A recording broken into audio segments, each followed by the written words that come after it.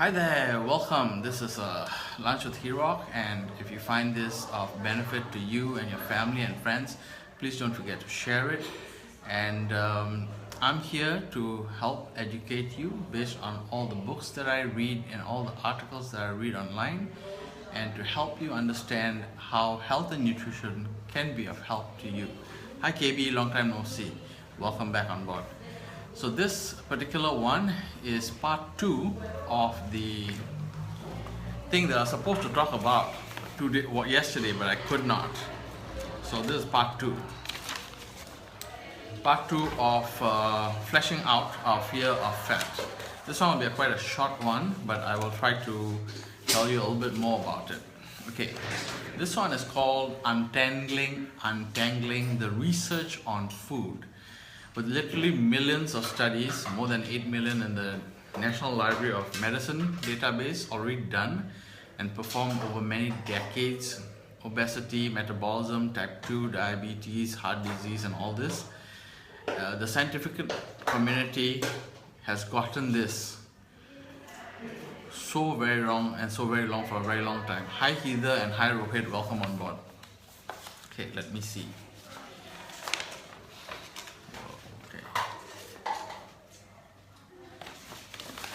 Sorry, just give me a moment.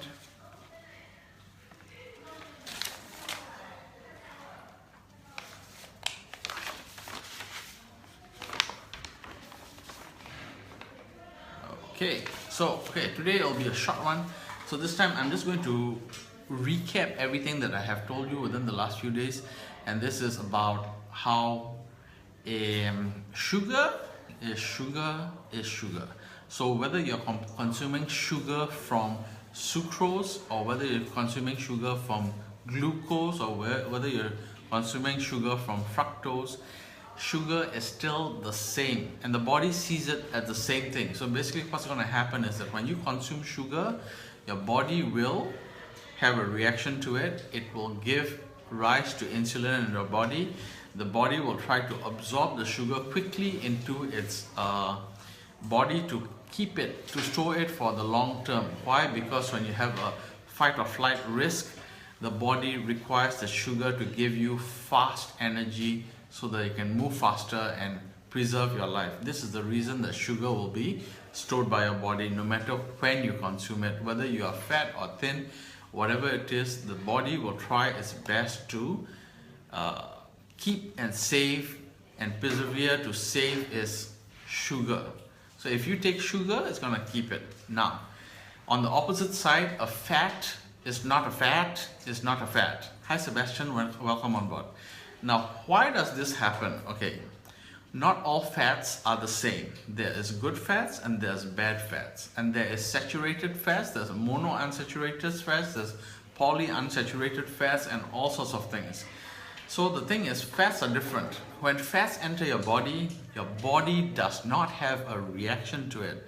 So what the body will do is it will not produce insulin. So one thing you have to know is that when the fat is consumed by your body will use whatever it needs and it'll throw away whatever it does not need in the terms of a diarrhea. Using diarrhea as a mechanism, it will release fats from your system if it doesn't need it. So if you are consuming good fats such as avocado, nuts and seeds, and saturated fats such as coconut oil, and unsaturated fats such as olive oil, you will notice a few things. Firstly, you will feel healthier, you will feel full, and you will find that you actually have energy in your body, which is not like the sugar type of energy. That means the sugar type of energy will make you feel sluggish and slow. You may be able to have a short term of high energy, but after that you'll have a crash. But with fat, you don't have this kind of problem. So consuming fat is really good for your health. Second one, when you consume fat, like I said, insulin is not produced by your body. So what it will do is that the body will not absorb fat. It will just release it. Now, what happens to the people who are fat, like you and me? The thing is very simple. We have gained this fat because of sugar. So in order for us to release this fat from our system, we have to burn off that sugar in the fat cells. If you do not burn off that sugar, this fat will not release itself from our body. So we have to do exercise and burn off the sugar in the fat cells so that the body does not require the fat cells which are encapsulating the sugar, and thus naturally the body will release these fat cells. But how to go about doing that? You have to, one, breathe in more oxygen. Now that's why they have put it as you have to do exercise. But the thing is, a lot of people think that you have to do exercise to the point of exhaustion, which is actually the wrong concept in terms of burning fat. You need to have large amounts of oxygen coming in so that you can burn the fat or burn the sugar as fuel, so that your body will release the fats.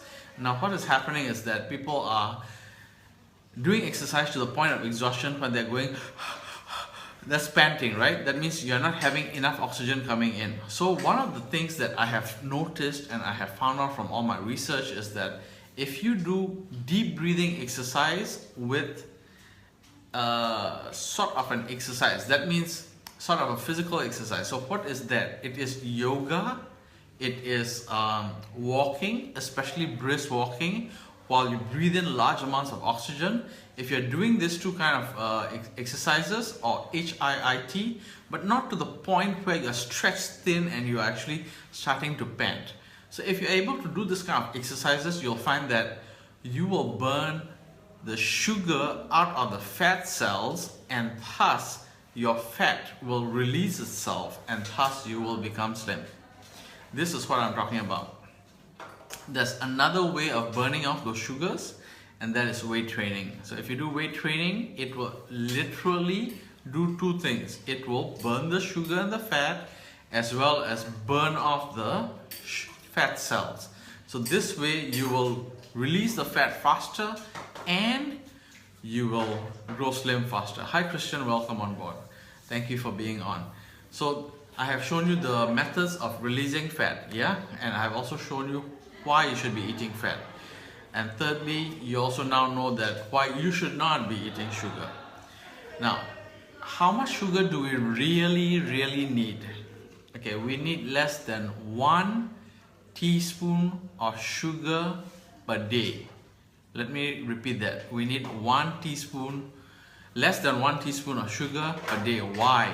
You only need 4 milligrams of sugar per hour to allow connections to happen within your brain. That's all you need. That's all you need. 4 milligrams of sugar in the brain every hour to keep your brain function working. That's all you need. If you consume beyond that, that means you are taking more than 1 teaspoon of sugar per day. You basically are having an overexploded brain. That means there's a lot more brain functions happening, and it causes you to have basically an electrical breakdown inside. Basically your entire mind, entire brain is on fire. It's literally on fire. That's why you have a sugar crash. When the sugar rush goes away, you basically become groggy and tired and all that. This is caused by the sugar. But if you overeat fat, let's say you drink a gallon of coconut oil today, or 1 liter is about 16 ounces of olive oil today, nothing will happen to you. Absolutely nothing. Why? Your body will see how much fat it needs. Don't forget, insulin is not being produced by your body. Whatever it is used will be used. The rest, it will just dump out of your system as a diarrhea. So if you're having diarrhea because of added fat in your diet, it's okay. Don't jump to any conclusion that you have diarrhea and you have to go and see a doctor. You don't have to see a doctor. And any diarrhea caused by fats is always dark brown, black, dark green, this kind of fat. Do not be worried about it. Don't worry about the color. It's actually good for you because it is being your good fats are going into your body, and your bad fats are being replaced, and the bad fats and the toxic fats are being released by your body. This is how fat works. So please consume large amounts of good fat such as coconut oil, olive oil, nuts and seeds. Thank you, Christian, for being on board, and thank you very much for a comment. If you have found this to be of interest to you, please share it with your friends and family so that they may get educated. And hi Hoyin, welcome on board. It's already at the end of it. Please re-watch the entire thing and you'll find great and interesting stuff inside here. Yes, thank you. I have read a lot. So I have, from all the reading that I do, and I love reading, and I love reading articles, I have basically brought together all these important information together into one place so that I may share it with you for your benefit. Thank you for being on board. Thank you for having lunch with Hirok. And if you find this of benefit, please share it with your friends and family. Thank you so much.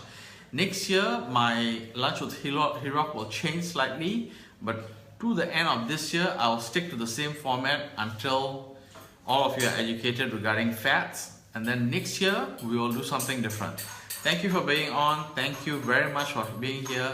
Bye bye.